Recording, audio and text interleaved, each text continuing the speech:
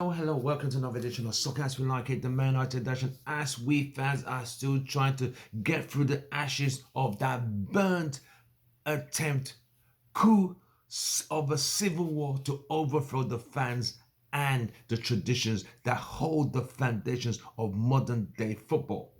The owners have come up with apologies. These apologies are they just literally stink. I'm going to read Joel Glazer, his apology to Man United fans. Listen to this very carefully.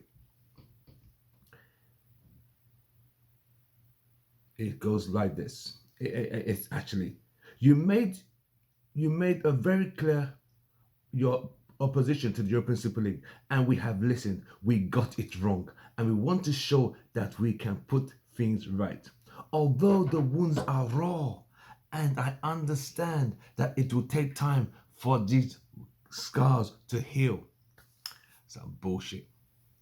I personally committed to the rebuilding trust with our fans and learning from the message you delivered with such conviction.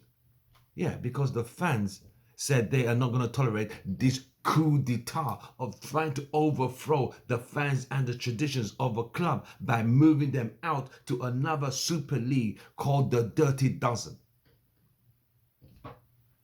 We continue to believe that European football needs to become more sustainable throughout the pyramid long term. However, we fully accept that Super League was not the right way to go about it. In seeking to create more stable foundation of the game, we failed to show enough respect for the deep-rooted traditions, promotions, relegation, the pyramid that we are sorry. They are saying we disrespected you fans. We tried to break down the foundations of relegations, promotions. You see, when you've been caught stealing and you're so caught, you got CCTV camera watching you, you have footage camera, you have body cam cameras, you have photographs, you have cameras of everything and seeing you, fingerprints, everything, and you have no way of denying it. The least you can say is, we're sorry, we got it wrong.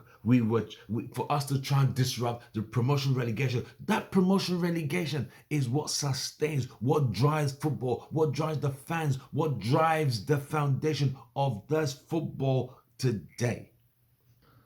He continues, this is the world's greatest football club, and we apologize unreservedly for the unrest caused during these few days. Unrest caused? You guys have been giving us a problem for the last 7 years, matey. In fact, let's go further back. But we've just been tolerating it now. And we never believed you that you didn't have an agenda. But it's just that this now, you've literally just taken the fucking cake. And that, my son, is not acceptable. If you realize, when you try to overthrow a government, as coup plotters, the co-plotters, the people who sponsor the coup, the people who actually try to execute the coup get executed, get extinguished, get terminated, get removed altogether. So, as they said, as a coup plotter and the coup failed, you will be removed. It is important for us to put it right. They say they want to put it right. We should give them a chance. Can you trust someone like that? When they literally did not think about it, they signed the document. And think about it, people. They had this plan coming up. It wasn't just one day, let's just sign it. No, they had been planning this for months. They just agreed to it. The Dirty Dozen just agreed to it on Sunday, the day before the game, the Sunday night. We were all celebrating Man United's victory over Burnley, not that we're going to have a whole whirlwind, a tornado, a typhoon, a hurricane, a tsunami, a catastrophe, a catalogue of lies and deceit of trying to overthrow fans and the foundations and traditions of modern football, trying to kill football, taking these teams out of English league to set up a non-relegation league to benefit your pockets, and you're saying you're sorry. We continue. The pandemic has thrown so many unique challenges, and we were proud of the way Man United and the fans from Manchester and around the world reacted to the numerous pressures during this period. You will say that, wouldn't you? You're sitting in a nice, beautiful mansion in sunny Florida. People are going through mental health, pandemics, deaths, funerals, stuck in the homes with restrictions, and you have the audacity to say, we got it wrong. I continue. We also realize that we need to better communicate with you, us fans, because you will always be the heart of the club. Didn't you know we were the heart of the club when you were signing those letters of overthrowing the fans? You didn't think we were the heart of the club? You didn't think we were the heart of the club? We buy the shirts, the tickets, the merchandise, the season tickets. We put the bums on the seats. We make the club function. And now you have the audacity to say you realize we were the heart of the club? I continue. In the background, you can be sure that we will be taking the necessary steps to rebuild relationship with other stakeholders across the game and now working together on solutions to long-term challenges facing football pyramid. Football pyramid, there's nothing wrong with football pyramid. But what you were planning, what you coup plotters had in mind was to disrupt, dismantle, disintegrate the whole pyramid by bringing your own form of play, where it has no relegation, no promotion, just 12 dirty dozen clubs just playing each other and playing. You could be playing in Abu Dhabi 1 week, sunny Tokyo, Russia, what just like it would have just become a touring circus. Right now, our priority, his priority, is to continue to support our teams as they push for the strongest possible finish of the season. Oh, he just suddenly, do you realize this guy has never spoken to the club? He barely turns up at Old Trafford. We are going to push our best to make you to go as fast as we can, our highest finish for the season. Oh, all of a sudden you realize we're now in second position? Wow, wonders never seem to amaze me. In closing, I would like to recognize that it is your support which made this club great, and we thank you for that. Get the fuck out of here, bro. We've been supporting this club before you even thought about it. People been supporting this club before the Busby Bays, and they were just regular folks who put the money, the little money, to buy tickets to go and support that local team, which is now a global brand.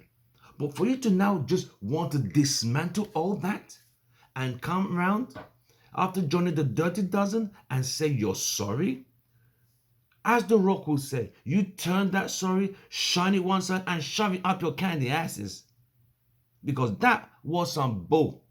Absolute nonsense.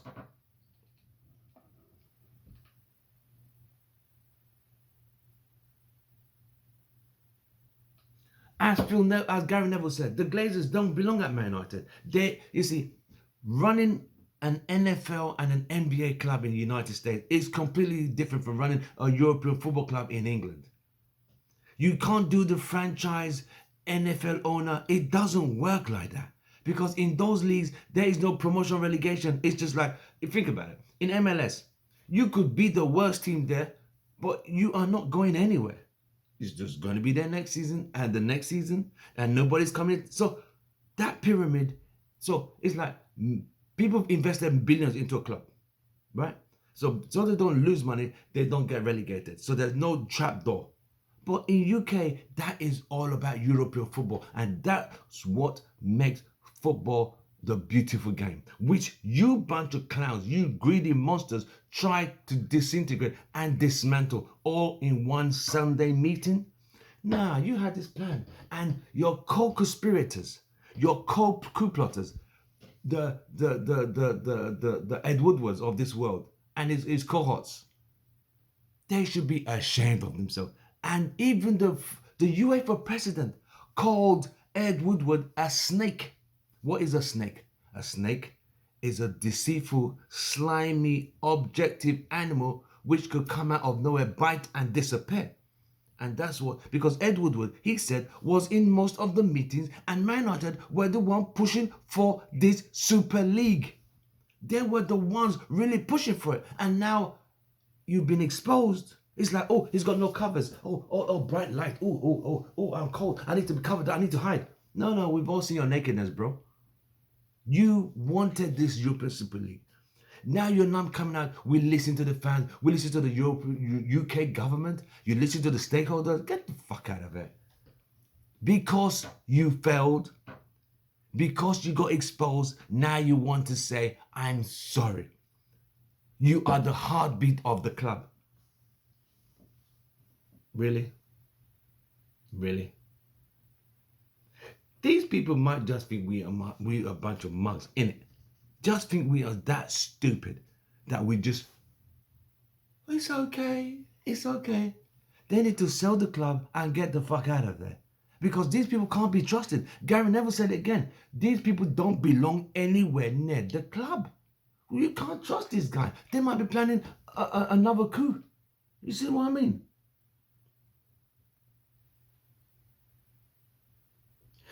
Ed Woodward knew his time in football was finished probably this morning, when he probably knew that the best way to keep away from the criticism was to step down. He was going to leave in a few months, but this just increased and moved his disappearance quicker.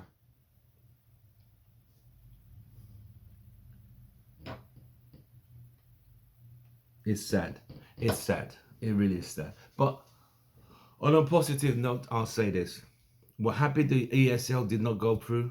The Dirty Dozen have come to their senses. But that coup, that civil war, this would have been the biggest travesty in global football in the history of the game, of the beautiful game. These clowns, 12 clowns, I know the 6 in UK, really tried to just clean out the club, take them out of the league, a league that was built on fans and traditions, just to satisfy their own pockets. Despite the club United still in debt, the debt that you guys put on the club to get your dividends every year and not putting enough back in the club. You guys gonna need to go fuck yourselves. Pardon my language, but this is so embarrassing. Even though I saw the Liverpool owner sitting down in his, I don't even know if that was his garage or somewhere, saying he's sorry, they got it wrong, they made the mistake. Shut the fuck up. You didn't get it wrong. You knew what you were doing. You just got busted. You got caught.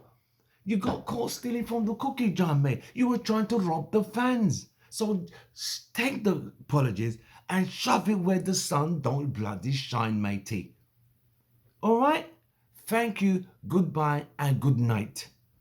While you're watching our video, don't forget to smash a like, drop your comments, and don't forget to subscribe. We really appreciate it. It's been a very tough week after we were celebrating Man United's game. Yeah, we beat Bolton. What a comeback. Yeah, what a stability. What a way to win. What a way to come back.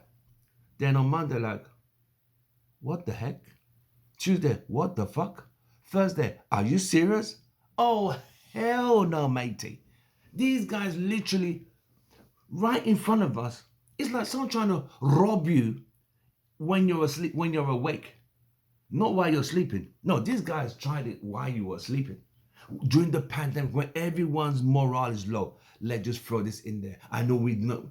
Nah, man, that is just morally wrong, bro. Morally wrong. I mean, come on. But the government has to put sanctions on these people. The fact that they have to be regulated. Owners need to be regulated. That they should not be able to own more than 50% of a club. No way. Hell no. Because this, I bet you, another madman is going to come up with another coup plot again 4 years down the line to do the European. Remember, they're going to reform the Champions League in 2024, which instead of playing, they currently play 125 games. They're going to play 225 games in the new format.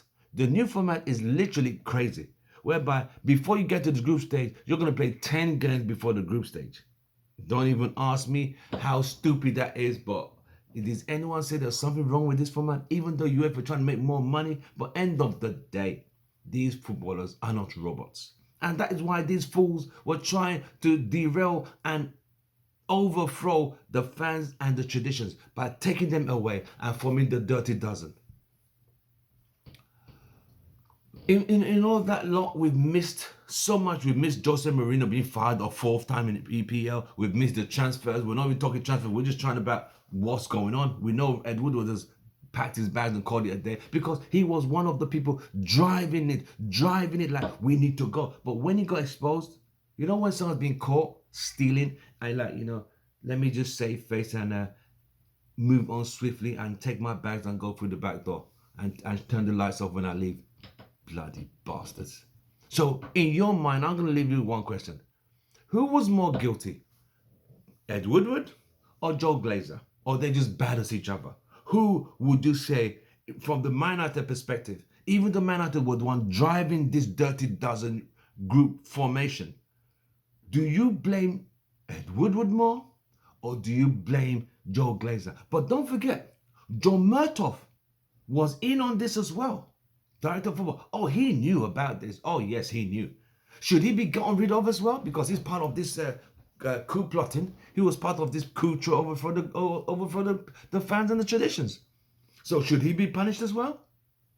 Let's wait and see. More is going to come out and we will be there to give all the information we can find about the Dirty Dozen and who were the main conspirators. We know Man United were on the forefront from the UK point of perspective, trying to drive this thing all the way, drive this. I don't even call it anything. I just call it this greedy monster money train further than it should go. Ed Woodward was seen in meetings with other club owners. So he got caught, he got busted, he's trying to run away and trying to say, oh, I never knew. Oh, shut the fuck up, bro. When you lie, I'd rather you just shut your mouth and start to try to PR and try to save face. Nah, mate. The getaway driver is just as bad as the people who went in the bank to rob. Even though he wasn't gun wielding, he transported them there and transported them. So he was part of the gang. He will get his punishment just due. Thank you very much. I'm Tim Ross, your host. Glory, glory, Man United. The team and fans will always be the heart of the club. Always. Don't ever think different. Drop your comments, smash a like, shout out videos, and don't forget to subscribe. I'll see you guys very soon. We have a UK-US chat on Saturday, so stay tuned for that. We're going to talk about the day football came back from the mouth of the monster of greed. See you soon.